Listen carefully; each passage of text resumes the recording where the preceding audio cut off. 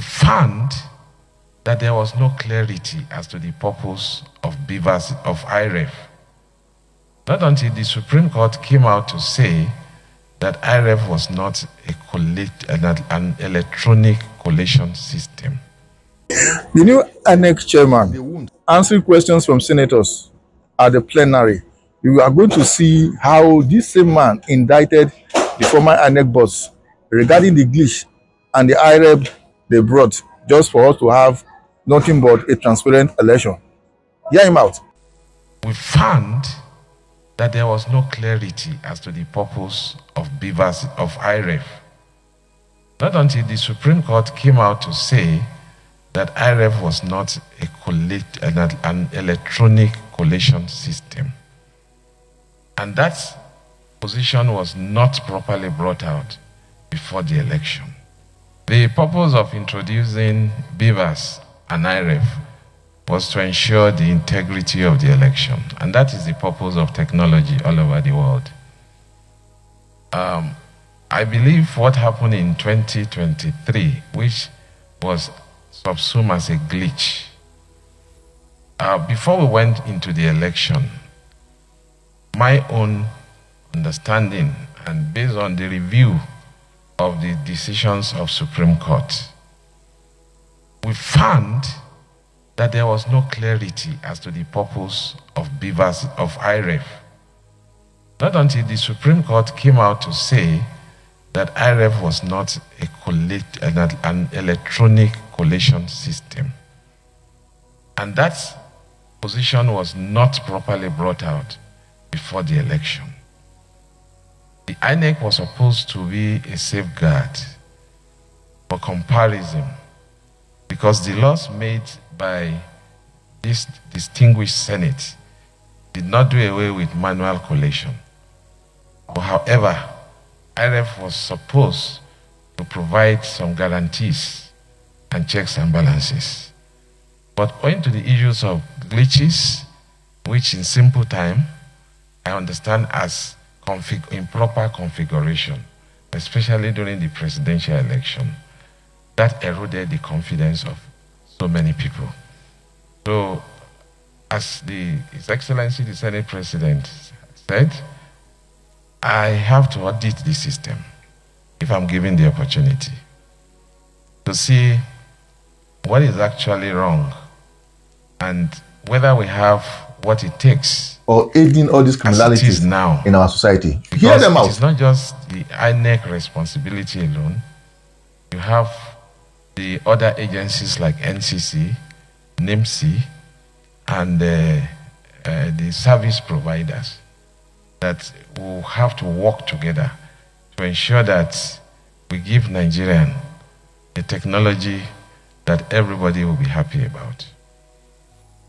And I want to believe that the question of the minority leadership is also similar to that. There will definitely be an audit of what the system we are meeting, and especially of the logistic of the election itself, and ensure that the proper strategy is put in place. We all know the problem. So we'll find a proper strategy to be able to confront those problems headlong. I give one example. Logistic problem. We rely on third-party logistics to transport sensitive election materials. Some of the vehicles, when you see them, they are old. And they don't even go far. And when they drop the materials, they don't even remain to bring back. So when they abandon the voting and the results, and collation is made or to transport, they now have to be hiring machines and so. So we need to take it serious and ensure, even if INEC has to go into some form of logistic on its own, to ensure that that aspect. I'm just giving you one example that I know. Thank you, sir. May I respond by taking the last question first? I think that is a major concern. That is the question of Senator Osita. It's a major concern of everybody, because one of the things that we have to do is to work out an internal mechanism that we can use to trail the behavior of humans.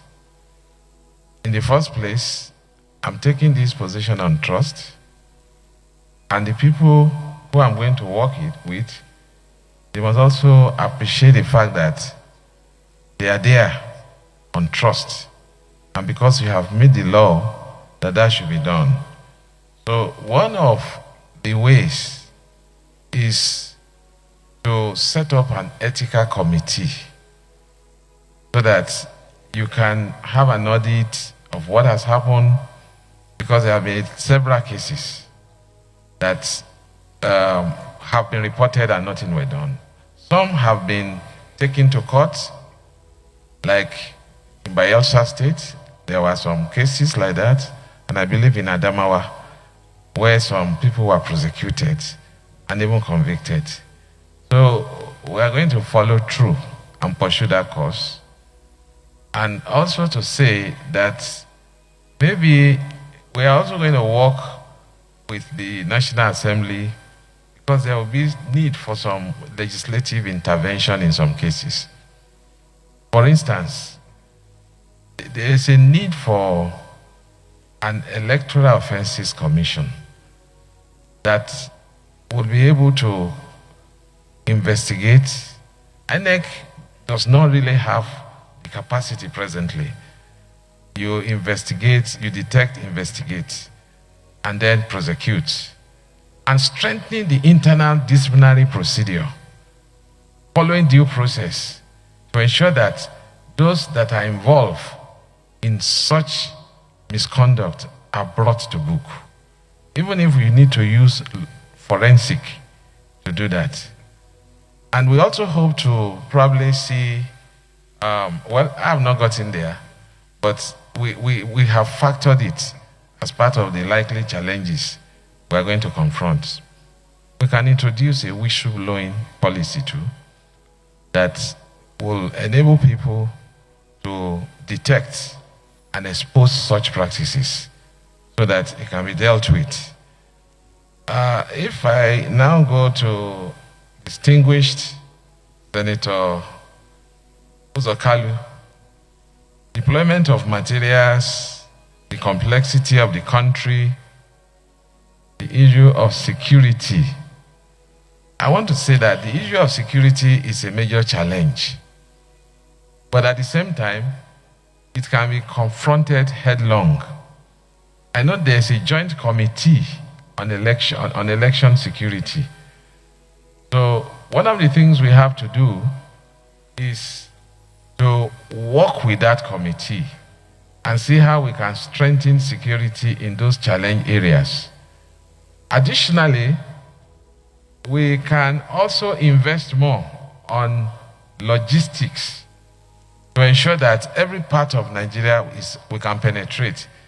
Even if we have to use drones or whatever, with necessary safeguards to ensure that those materials get to those places, because no voter will be left behind.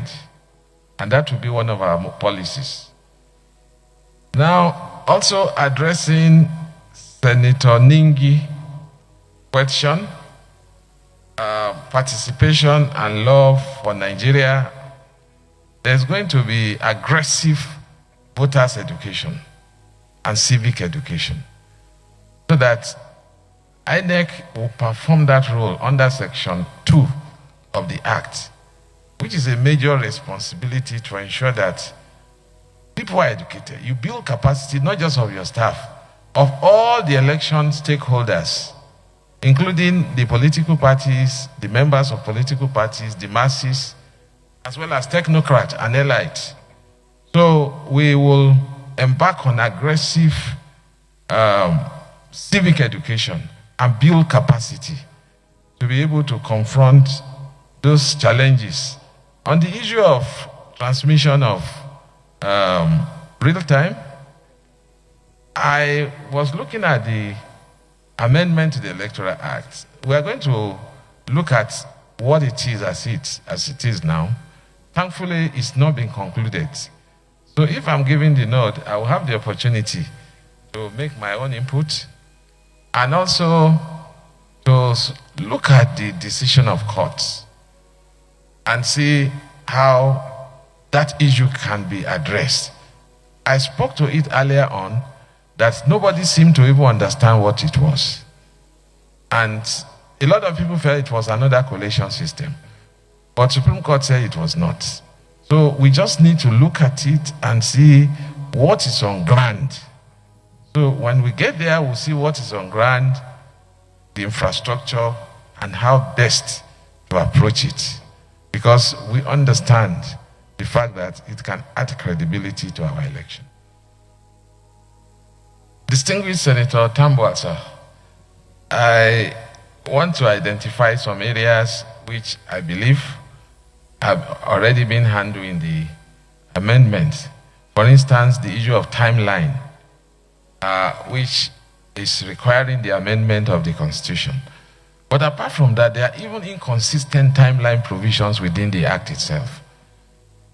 Because you set some timelines which is in contradiction with another provisions on timeline. So all those issues will have to be streamlined and ensure that there are no ambiguities. And then we have election litigation. So we are going to see how an election is credible so that the loser will even come and congratulate the winner and say you won fairly and well. So if we can do that, it's just like a judge convicting a person, sentencing him to death, and say, well done, because I believe I've got injustice. And the distinguished Senator Boje, on issue of security, I think I've spoken to that, sir, that we will look into it. I don't have the facts now, but I know there's a joint action committee which I co-chair, and then we'll see how best to address the issue of security as far as election materials are concerned. And finally, distinguished Senator Yari, thank you for your question, sir. I want to say that you have enough laws. This Parliament, National Assembly, have established, enacted laws for the purposes of ensured proper utilization of funds, and that is the Procurement Act and the Finance Act. So those laws that have been enacted will be enforced strictly in order to ensure that funding of the Commission are utilized for the purpose for which they have been given. And if there are opportunities to save funds, to save costs, we shall also do that. Thank you, sir. Distinguished Your Excellency, sir, the Senate President. Having listened to him carefully, whatever you think about questions being asked by the senators and the way and manner he answered them, please drop your comment at the comment section once again. Share and follow the page. For the record, so long as we have him on board at the moment, I just want to urge all Nigerians, most especially the youth, that there is need to be active in politics. Because if we say it not concern us, this same set of recycled leaders will have their way permanently in that same exotic offices. And by the time they are retiring, don't be so surprised that their children they will bring in. Because if the electors, their votes are not important, they're not going to eat with common man on the street during election period. They're not going to go different villages that there's no routes to, promising heaven and earth what they cannot do, promising it within the shortest period of time. At the end of the day, they will end up not doing it. Anyway, whatever you think, once again, drop it on the comment section.